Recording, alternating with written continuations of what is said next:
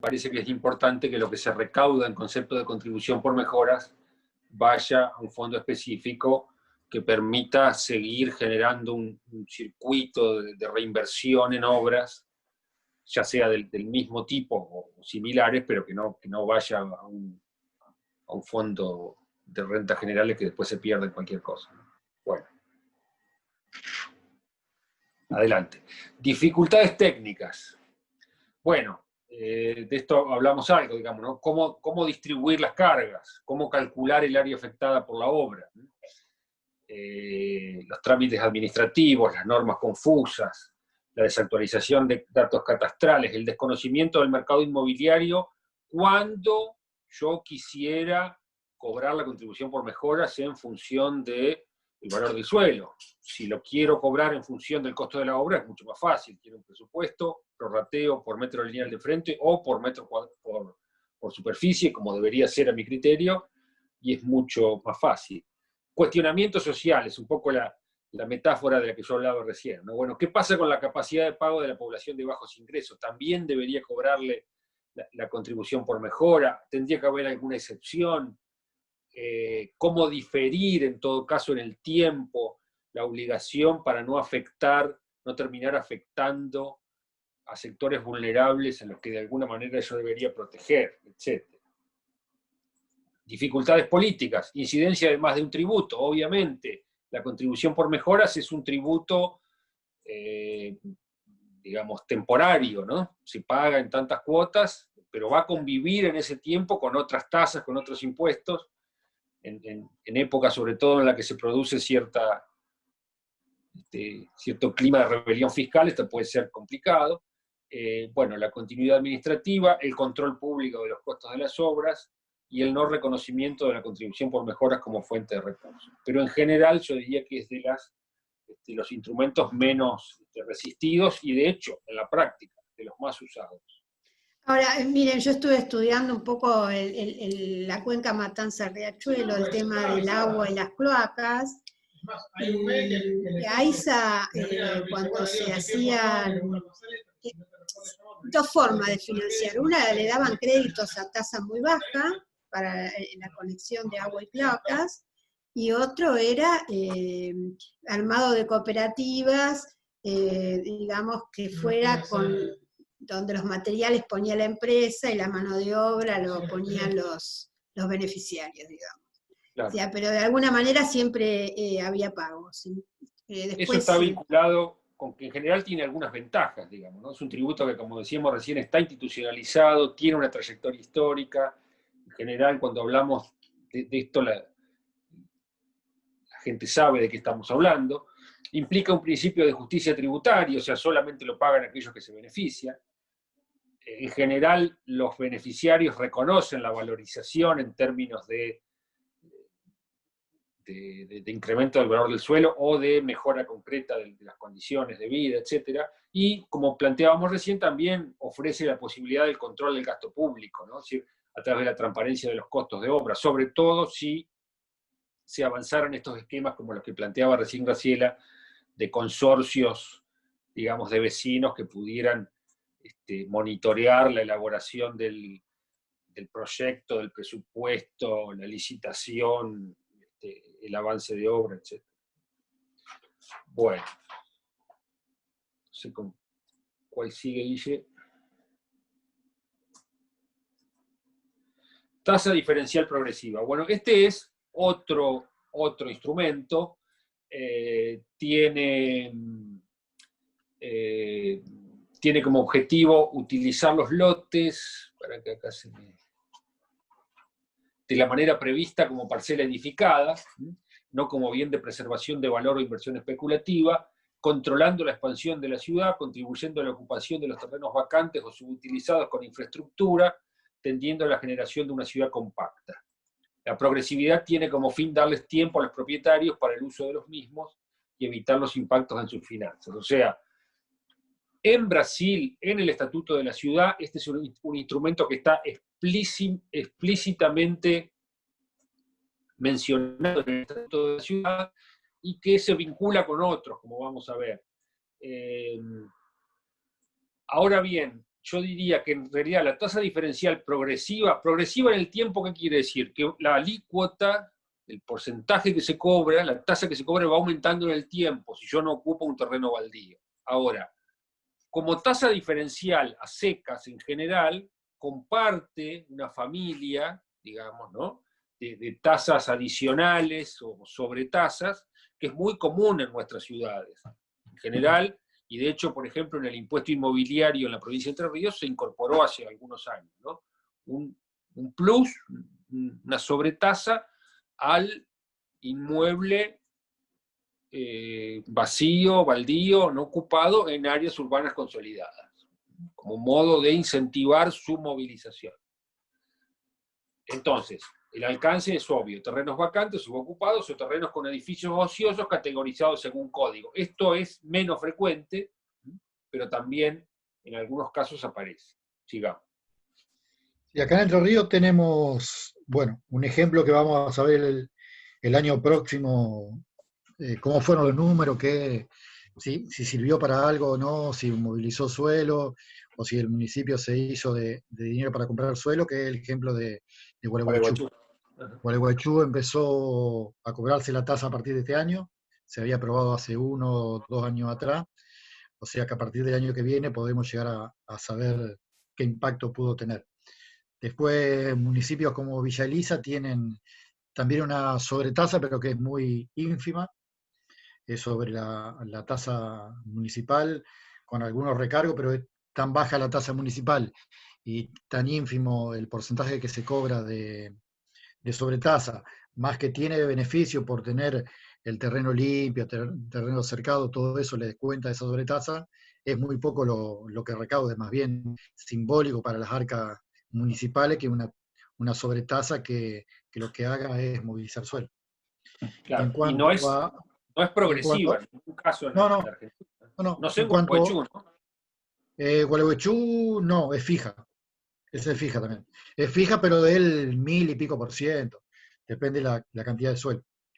Y lo que sí es aplicado a eh, de 20.000, sí, de algo de 20.000 propietarios, solamente alcanzaba a algo de 1.700, por ahí, por algo de eso se había hablado.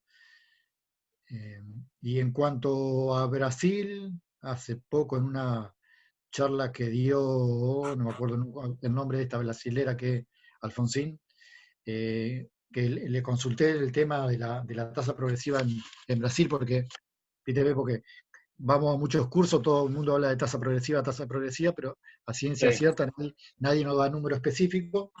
Dice sí. que en los municipios donde se ha utilizado nunca se llegó a la expropiación. O sea, Ajá. siempre al tercer o al cuarto año de la aplicación de la sobretasa había o construcciones o se movilizaba el suelo. Claro, porque en realidad en Brasil lo vinculan, al menos en teoría, y así está en la ley, con la subdivisión o edificación obligatoria. Es decir, en principio lo que se establece es la subdivisión o la ocupación o edificación obligatoria, y si no se cumple con ese requisito, se empieza a aplicar una tasa diferencial progresiva que va creciendo en el tiempo. Bien, obviamente la base imponible o el modo, la metodología de cálculo para ir calculando la tasa tiene que ver, o puede tener factores, digamos, según la dotación de infraestructura y equipamiento. Obviamente, cuando hay más infraestructura y equipamiento, es donde menos suelo vacante deberíamos tener, donde más gravoso, digamos, es este proceso de especulación inmobiliaria, y entonces, bueno, ahí debería incrementarse la tasa, según los indicadores urbanísticos de edificabilidad vigente. Obviamente no es lo mismo un baldío en una zona que permite altísimos indicadores con una que permite indicadores más bajos. Uno podría decir, bueno, la tasa diferencial progresiva en realidad sería innecesaria si hubiera la herramienta básica, elemental, de recuperación de plusvalías urbanas, que es el impuesto al suelo. Si hubiera un impuesto al suelo consistente, a nadie le convendría tener suelo vacante en áreas consolidadas y todo esto no sería necesario, pero como en general la tributación al suelo es ineficiente e insuficiente, bueno, se hace necesario caer en estas herramientas. Pero acá hay un tema interesante, porque, digamos, según la superficie del terreno subutilizado, y el último es muy interesante, según la cantidad de propiedades y o metros cuadrados de un mismo propietario, porque esto Claro. diferencia la propiedad que es para uso o la propiedad que es netamente como bien de cambio, porque si la persona lo habita o piensa habitarlo, pero si tiene una acumulación, como pasaba con, por ejemplo, en La Boca, la sucesión Bensich eran 300 conventillos, ¿sí? Cuando iba a comprar Recup Boca. En ese caso, esos 300 conventillos, indudablemente, esas 300 propiedades de un mismo propietario podían tener una política con respecto a la base impositiva. La ciudad estuvo prácticamente en la década del 80, con la depresión inmobiliaria que había, podía comprarla por un monto muy bajo, todos esos conventillos para el programa Recup. Pero realmente se frenó porque hubo especulación de otros que querían entrar en lo que podía ser, como tiene tanta cercanía al centro y tiene un alto potencial inmobiliario, no se interesaba en que fuera recuperado para las personas que habitaban los conventillos. Entonces creo que desde el mismo municipio se conspiró contra el proyecto de Recup, ¿no? De no comprar la sucesión completa. Muy interesante. Pero digo, esto es un dato, según la cantidad de propiedades que tiene acumulado un mismo propietario. Sí, acá en Gualeguaychú, cuando se aprobó, mejor dicho, cuando este año empezó a correr el tema de la tasa, hubo una gran movida propiciada por el sector inmobiliario, tratando de engañar a la gente con el tema de que quien tenía más de una propiedad iba a tener que pagar la sobretasa. Y indudablemente la sobretasa era a partir de, no sé bien si era 1.000 o 2.000 metros cuadrados, y cuando tenía más de una propiedad, o sea, que aquel vecino que por herencia tenía 2 o 3 terrenitos para hacer su vivienda a su hijo, o le habían quedado 2 o 3 viviendas de su propiedad, no eran alcanzados. Por algo está alcanzado solamente el 7% de la población. Pero bueno, es lo que hace el sector inmobiliario para presionar en contra de estas herramientas, ¿no? Bueno.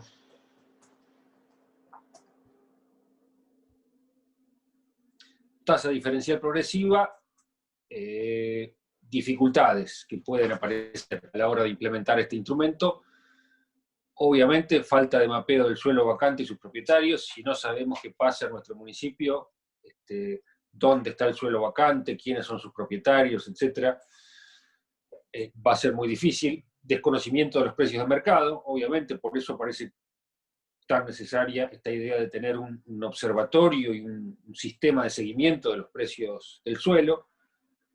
En general, los cálculos se hacen en valor fiscal y son avalúos desactualizados, tasas con valores que no son suficientes, tasas no actualizadas en un ciclo de mercado, tasa no progresiva, aun cuando la tasa no sea progresiva, digamos, cuando se parte de valores desactualizados, por más alta que sea la tasa, digamos, el 1000% de cero termina siendo cero. Bueno, que la recaudación vaya a caja general. Esta es una dificultad que yo diría es general a todos los instrumentos de gestión del suelo. Habría que hacer un esfuerzo muy grande por unificar la recaudación de estos instrumentos con destino a un fondo de desarrollo urbano y no a rentas generales. Información adecuada para hacer previsible la operatoria de los propietarios, continuidad del tiempo, cobrabilidad, sectorización estableciendo zonas para su aplicación paulatina. Es muy importante entender también que no es esencialmente o no debe ser o no debe ser visto solamente, en todo caso, como una herramienta recaudatoria, sino más bien como regulatoria, o sea, promotora de ciertas conductas. Bueno, si el propietario no moviliza el suelo, recaudo, y con esa recaudación alimenta un fondo de desarrollo urbano, pero en realidad la mejor situación posible no es esa, sino que el propietario movilice el suelo. Hacer un observatorio de valor del suelo, yo vi cuando se hizo en la Claro. ciudad, es clave y es fácil. Se hace con los avisos y muchas veces con los avisos de internet y cuando tenés, como en Uruguay, el derecho de preferencia, directamente como tiene que ser informado también se registra. No es algo complicado hacer un observatorio de valor del suelo, ¿no? Para nada.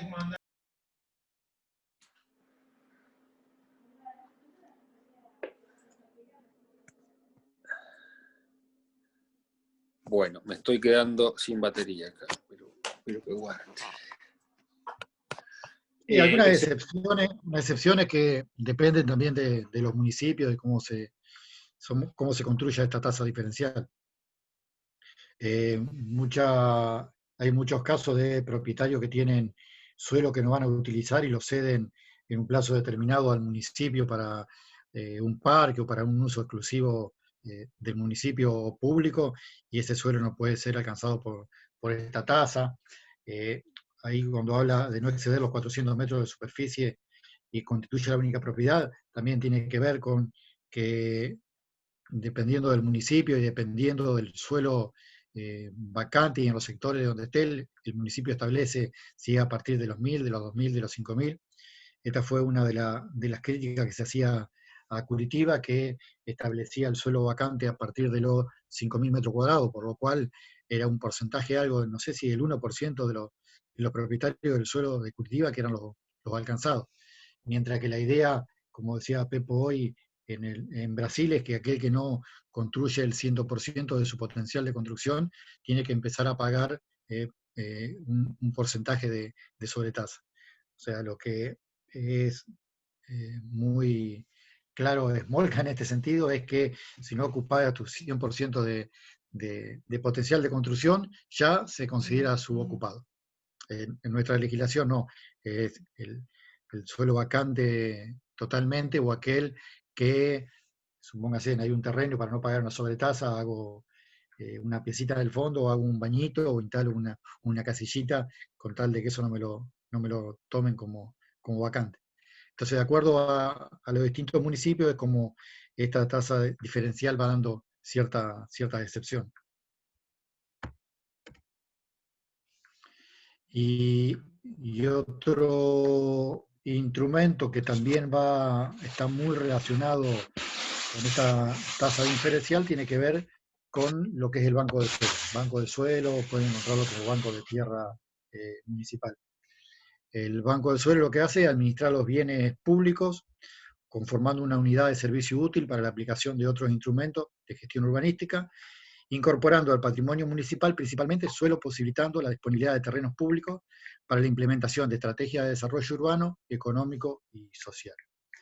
En esto se integra también, cuando hablamos de cesión de suelo, o sea, hoy todavía en la ciudad tenemos una normativa muy vieja en cuanto al tema de cesión de suelo, y solamente esta cesión es de un 10% para espacio verde público, mientras que ya la legislación en el resto del país, además de ese 10% para espacio verde público, exige otros porcentajes para lo que es equipamiento o para lo que es suelo para vivienda social o suelo para este banco de suelo municipal que puede llegar a tener distintos fines y depende de cómo se arme esta ordenanza. Hoy nosotros tenemos una ordenanza de banco de suelo en San José que se sobreutilizó en una época, o sea, lo que establecía es que cierto porcentaje de los nuevos loteos pasaran a formar parte del banco de suelo, y este banco de suelo a su vez ofrecía terreno para la clase media de San José. Esto lo que hizo es que el municipio permitiera lotear más de lo que necesitaba San José de acuerdo a su crecimiento poblacional, y creó mucho suelo vacante en estos momentos. Al no tener paralelamente a lo que es este instrumento del banco de suelo, un instrumento de tasa diferencial por suelo vacante, el loteador se ve tentado a lotear porque total no va a tener que pagar una sobretasa si esos terrenos no los vende, y ya vemos que esa sobrevaloración del suelo rural pasado a urbano, donde se venda un pequeño porcentaje del loteo producido, ya es una ganancia extraordinaria, ¿no? Entonces este banco de suelo lo que establece es suelo para lote de vivienda social. Ese suelo de vivienda social que es vendido por el municipio lo que hace es frenar la especulación y el aumento del precio del suelo, porque en cierta forma el municipio entra a manejar el mercado de suelo. Y también una estrategia para los propios municipios para cuando llegan los planes de vivienda social. Hoy nuestros municipios y de todo el país, cuando llegan los planes de vivienda social, son instalados en las periferias de las ciudades por falta de un suelo en la planta urbana por orden del municipio, y tienen que salir a comprar el suelo más barato en lo monetario, pero que en definitiva les es más caro en infraestructura, y eso está aprobado por muchos estudios hechos en la Argentina y hechos en Brasil, de cuánto más les cuesta el suelo a mediano plazo a los municipios cuando compra suelo sin servicio y sin equipamiento en las afueras de la ciudad. El ejercicio que nosotros hicimos en los bulevares, nosotros comprobamos que era más barato construir en los bulevares que tener la vivienda periférica del plan federal. Sí, exactamente. Y sería otro ejercicio interesante cuánto terminó costando el suelo del sector de las 150 viviendas, con todo el equipamiento y la infraestructura que tuvo que poner el municipio, asfaltando las calles, llevando la recolección de residuos, llevando todo lo que es la iluminación de esas 2 calles de acceso, mala escuela, mala seguridad, etcétera, etcétera, etcétera. Los brasileños tienen varios estudios hechos al respecto de lo que le ha costado la infraestructura a mediano plazo a los municipios en ese sentido. Y bueno, y estos bancos de suelo están conformados por lo que son donaciones, cesión de suelo, algún canje de suelo por deuda al municipio, transferencia de tierra de organismos estatales, tanto provinciales como nacionales, el suelo que compra directamente el municipio, el que adquiere por subasta pública, aquello por juicio o por convenio urbanístico. O sea, todo el suelo que entra al municipio pasa a formar parte de este banco de suelo. Banco de suelo que...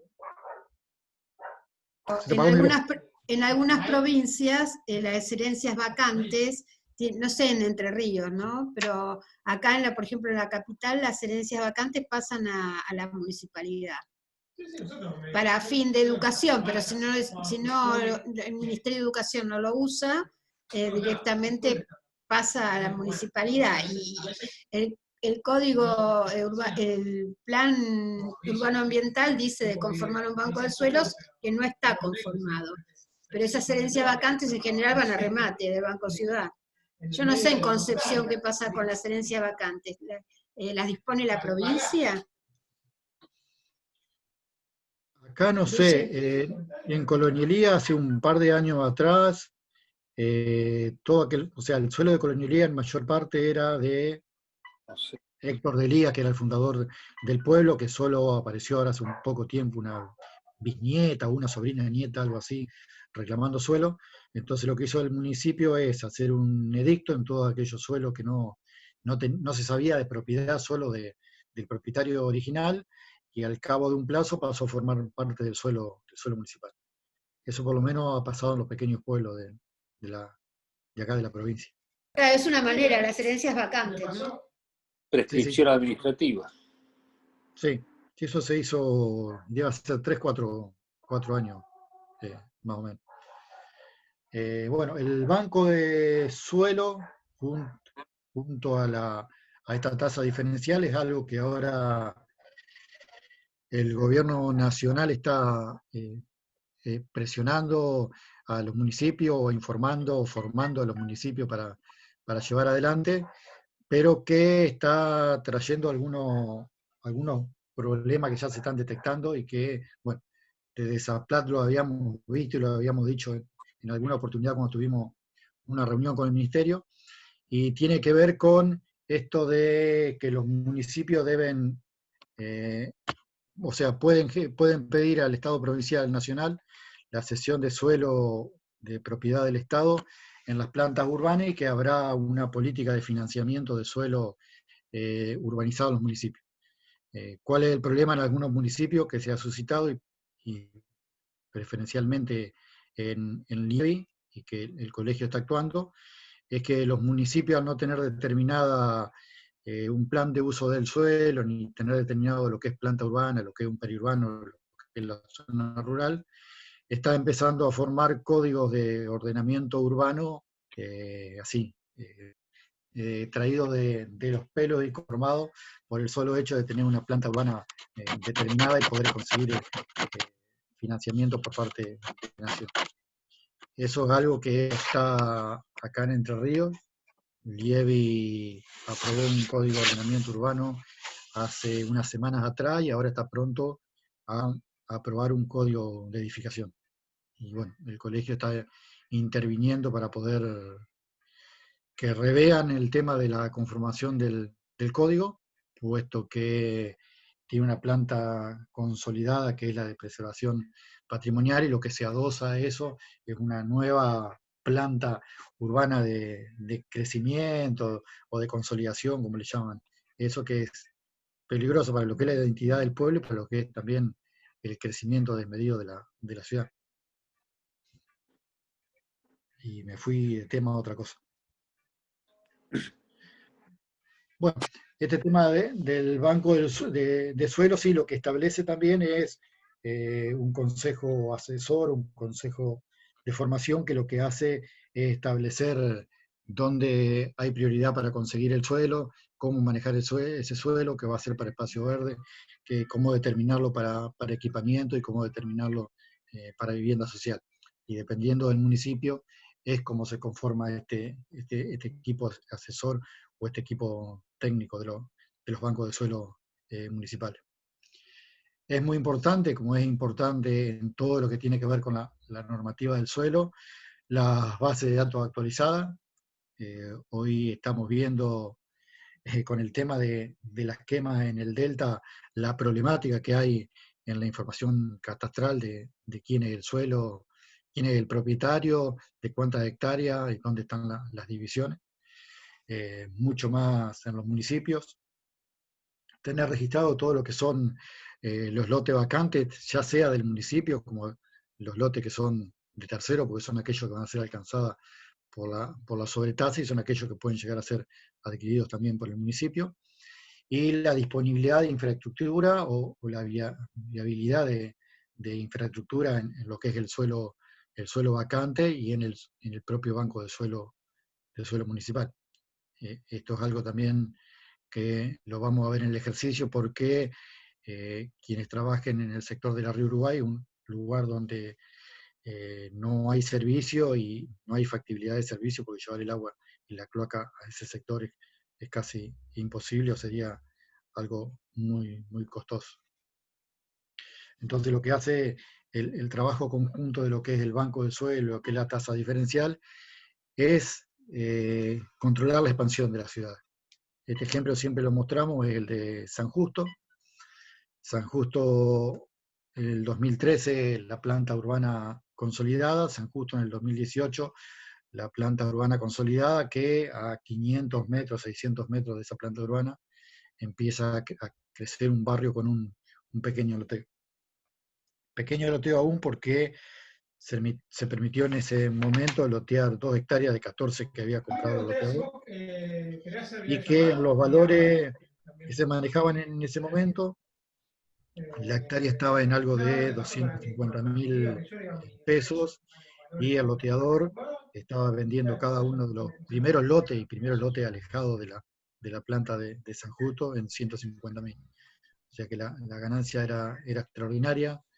Vendiendo solamente una ínfima parte del loteo, te quitaba la compra de las 12 hectáreas restantes, y esto hizo que comprara otro número similar de hectáreas del otro lugar de San Justo, y hasta lo último que sabía, estaban por empezar a lotear también en ese sector. Pero una cosa interesante en San Justo es que la planta urbana, vos la tenés ahí, ese es el trazado, el 50% de los lotes estaba desocupado.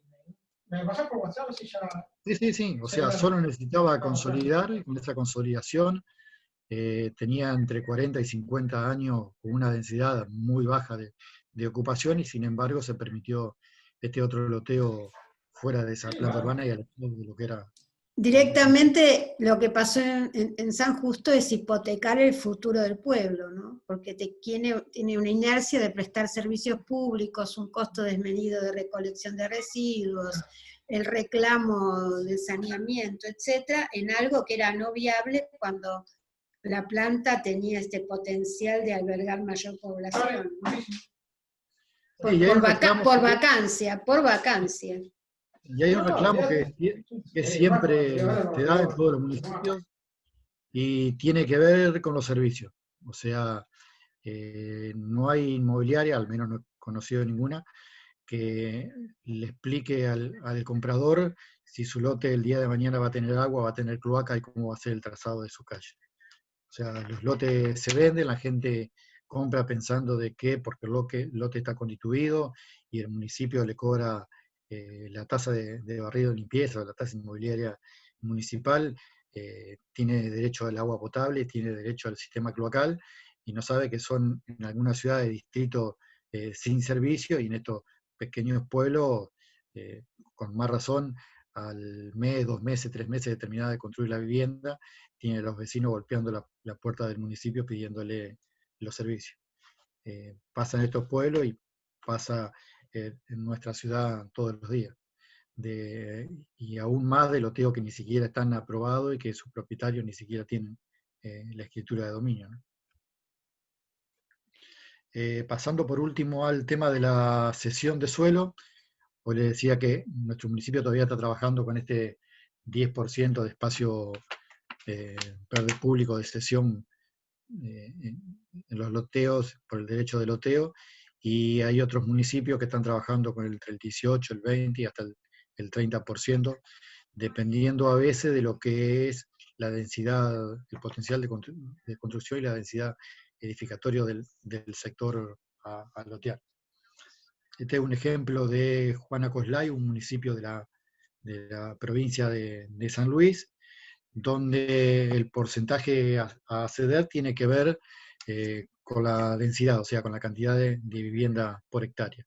Entonces esa cesión va desde un 15% hasta un 25%, y dentro de ese porcentaje tiene un porcentaje establecido para espacio verde público y un porcentaje establecido para lo que es equipamiento urbano. Hay otros municipios que tienen porcentajes similares, pero divide en equipamiento urbano, en espacio verde público y en lote para vivienda social. Y tiene otra característica, que todo aquello que es área de protección, que puede ser arroyos, desagües, ríos, lagos, lagunas, tienen un área de protección de ciertos metros desde la costa, y ese porcentaje que no puede ser utilizado tampoco puede ser entregado como parte de esa cesión al municipio para espacio verde público. Y la cesión de espacio verde público en todos los sentidos, o cualquier cesión, se da luego de descontadas las calles.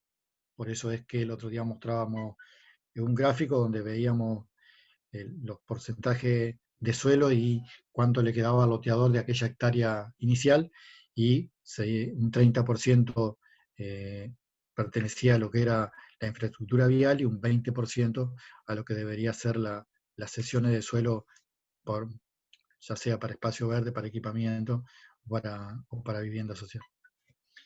Esto es un poco un resumen. Si empiezan a hacer memoria los instrumentos, a estudiar los instrumentos y leerlos, van a ver cada uno dónde se posiciona en alguna de estas columnas, ¿no? Los que hablábamos hoy, remarcábamos entre recaudar y regular. O sea, cuando nosotros hacemos un instrumento netamente recaudador, pierde totalmente la finalidad, porque lo que tenemos que hacer con los instrumentos es regular el uso del suelo y no recaudador para el municipio. Y más si esa recaudación no va a infraestructura o a suelo, sino que va a temas sueldo o cuentas generales. estos instrumentos se utilizan tanto para la ejecución, se toman tanto como para la ejecución de obra como para los permisos de desarrollo. Se calcula a veces por el costo de la obra, otras veces se calcula por el valor del suelo, a veces se cobran con dinero, otras veces se cobra con especie. La especie puede ser más suelo o puede ser obra de infraestructura en algún otro punto de la ciudad. Y es muy importante destacar esto de que todo valor generado y cobrado en un sector de la ciudad debe ser utilizado en otro lugar, y si se utiliza en ese mismo lugar donde se recaudó, esto está generando nuevamente un plusvalor que también debe ser cobrado por el municipio. El cumplimiento a veces es negociado, otras veces es obligatorio, y el destino de las plusvalías pueden estar utilizadas tanto como para compensar un sector de la sociedad, como para distribuir o redistribuir equipamientos en los lugares más carenciados donde no pueden hacer frente a obras de infraestructura por lo general. Bueno, también... Guille, te interrumpo un segundo. Con fuente en el propio Martin Smolka, o sea que como una especie de autocorrección para el Lincoln, donde dice cumplimiento negociado obligatorio, yo pondría en algunos casos negociado, en otros casos optativo y obligatorio, porque en esto, digamos, es la típica diferenciación que se hace de la concesión onerosa, ¿no? Que es optativa. Si yo no quiero construir por encima del coeficiente básico, no pago. Tampoco negocio nada, ¿no? Es optativo, no es ni obligatorio ni negociado. Claro, sí, en ese caso sí. Se le escapó a Smolka en el resumen de los instrumentos. Pero él siempre enfatiza eso, de que no es un impuesto, y que no es de que lo paga el que lo usa, ¿no? Sí, O sea, la diferencia con un impuesto, con un tributo, incluso ahí entra la contribución por mejoras, ¿no? A veces se hacen, ¿cómo se llama? Registros de oposición, pero si la ordenanza se sanciona, yo estoy obligado a pagar la contribución por mejora, aunque haya manifestado mi oposición. Es claro, sí, en obligatorio. ese sentido sí. Salvo algún ejemplo en la ciudad donde tenemos que se hizo media calle asfaltada y media calle no. Chicos, se está por cortar. ¿Qué les parece si entramos 5 minutos para que un poco perfilen cuáles son los ejercicios? Cuentan cuáles son los ejercicios, ¿sí? Bueno. Después los mandan por escrito. ¿Qué es lo que está faltando? Nada. No, nada, resúmenes. Bueno, entonces... La recuperación puede hacerse, debe hacerse, se han hecho, se puede mejorar. Claro, a mí me parece que los grandes instrumentos ya están, la bibliografía, cuando pongan los ejercicios, agreguen en el enunciado la bibliografía básica donde pueden evacuar dudas, además de preguntarnos, ¿no? Así que les pido que volvamos a entrar ahora que se corta, y un poco perfilen los ejercicios para interesar a la audiencia, y nos vamos a ver todas las caras durante 15 o 20 minutos, para ver un poco qué pasó con esto que vimos.